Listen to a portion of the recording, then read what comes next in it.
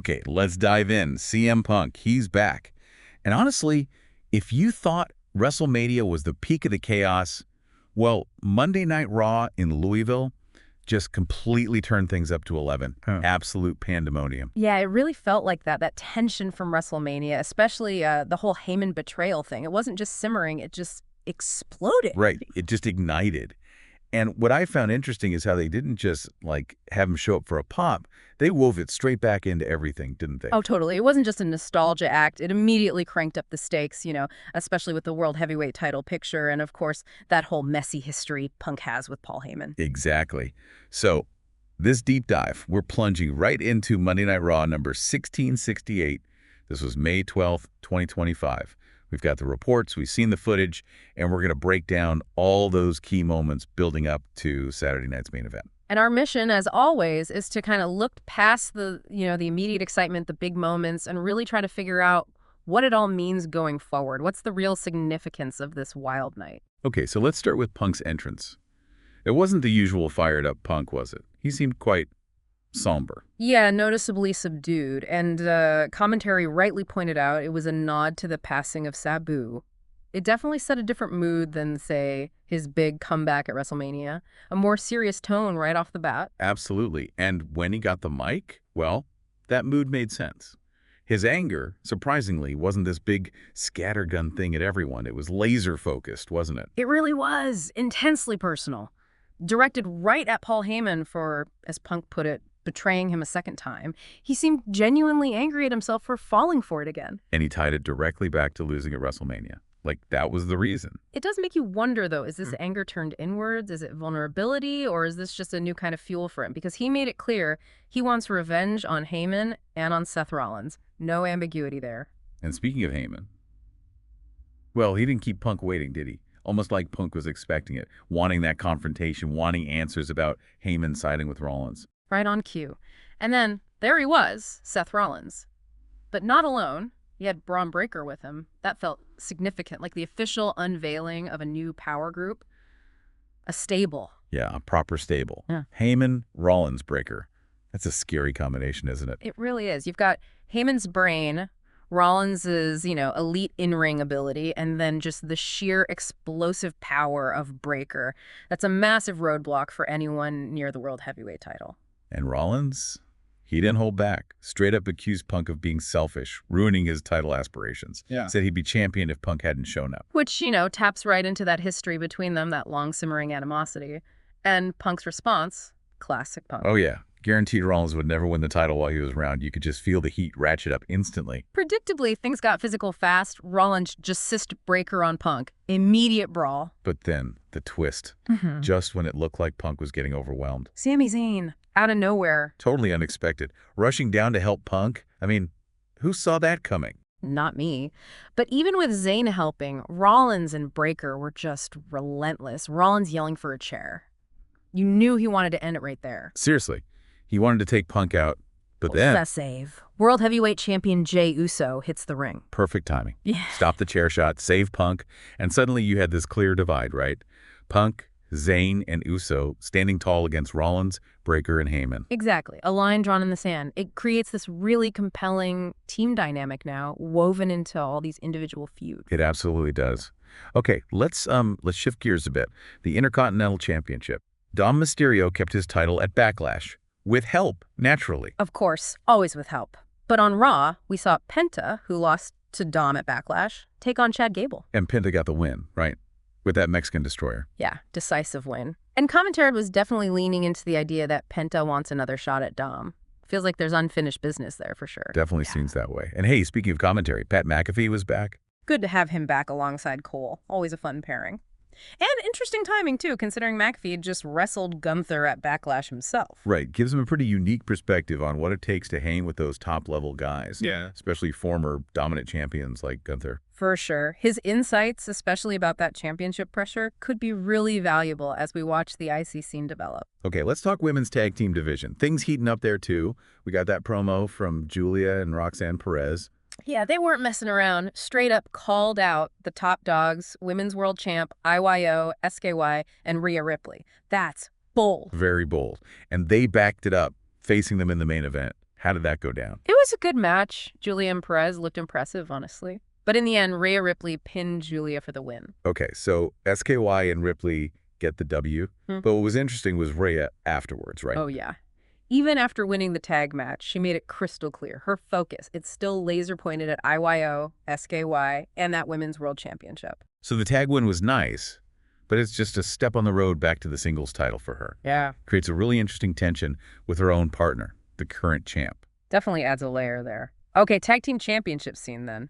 American-made the Creed brothers, they beat the War Raiders. Right, but it wasn't exactly clean, was it? The New Day got involved. Yeah, Woods and Kofi interfered, kind of helped the Creeds get the win, and we saw them backstage watching that match very closely. Their interest in those titles is pretty obvious. So naturally, the interference caused some backstage drama. Yep. War Raiders weren't happy. New Day were involved. Everyone ended up in Adam Pearce's office, basically. Yeah, and the result? Pearce made it official. A triple threat match for the WWE World Tag Team Championship. New Day versus American Made versus the War Raiders. Okay, wow. That match sounds like potential chaos. Should be incredible. Absolutely. High stakes, lots of moving parts. And all this, it's building towards Saturday night's main event. We already know about one huge tag match announced. Right. CM Punk and Sami Zayn teaming up against Seth Rollins and Bron Breakker. We even saw them talking backstage. Yeah, that was interesting. Punk, understandably, still very wary. Yeah. Doesn't trust easily after everything. Totally understandable given his history. But Zayn seemed to get it. Focus on the common enemy. They agreed to work together, did the phi bump, but you could still feel a little bit of that underlying tension, you know. Definitely. Okay, the World Heavyweight Championship picture. This is just explosive right now. We saw that backstage bit with Rollins and Breakker. Rollins whispering something. Yeah, with that little smirk. You just knew something was up. Some kind of pass given. It felt ominous. And then Adam Pearce sent Jey Uso out to the ring. Right, needed the champ to address things. We also briefly heard from A-Town Down Under. Seemed like maybe some cracks showing between Waller and Theory, and Waller's got Sheamus next week. But the main focus was Uso. Because of Logan Paul, right? We saw the recap of the attack from last week. Yep. Paul made his intentions clear, and now it's official. Jey Uso defends the World Heavyweight Championship against Logan Paul at Saturday night's main event. And Uso came out fired up, called out Logan Paul, vowed to keep the title. He seemed ready. He did. But then Gunther. Oh, man, Gunther's music hits. Fresh off that dominant win at Backlash. And he comes out, does this sort of sarcastic congrats to Jey, reminds everyone he was a dominant champ for ages, kind of implies Jey's feeling the pressure now. He was such a power play. And then he drops the bombshell. The winner of Uso versus Paul, they face Gunther in a month. Huge. Just injects another massive player right into the heart of the title scene. Gunther waiting in the wings for whoever survives Saturday night. And Jey, to his credit, stood his ground. Said he deserves the title, isn't scared of Gunther, he'll beat him again. Real clash of champion mentalities there. It was intense, but the biggest development, I think, for the title picture happened later, backstage. Right, during Ludwig Kaiser's interview. Just chaos. Bron Breakker just ambushes Jey Uso. Brutal attack. Looked like Jey needed serious medical attention. Sami Zayn was right there screaming for help. And you just knew. That was the task Rollins whispered about earlier. Had to be. Rollins using Breakker like a heat-seeking missile. It adds this really vicious personal edge now between Rollins and Uso, even though Breakker did the dirty work. And then, to pour salt in the wound, they announced a match for next week. Jey Uso versus Bron Breakker. Non-title, but still. Seriously, after that attack, how is Jey even going to be in condition for that, let alone his title defense against Logan Paul? It throws huge doubt on his readiness for Saturday night, doesn't it? A really calculated, ruthless move by Rollins. Absolutely ruthless. Okay, so besides all the championship mayhem, what else stood out? Well, Finn Balor and AJ Styles had a match. Styles got the win, but only after Penta stopped Judgment Day from interfering again. That feud feels like it's far from over. Yeah, Judgment Day just keeps getting involved. And Becky Lynch, her promo was something else. It really was. She basically rewrote the story of her loss to Lyra Valkyria, blamed the fans for manipulating her, and declared this new, totally selfish approach. No more the man for the people. Significant character shift for her. Could be really interesting to see where that goes. Definitely.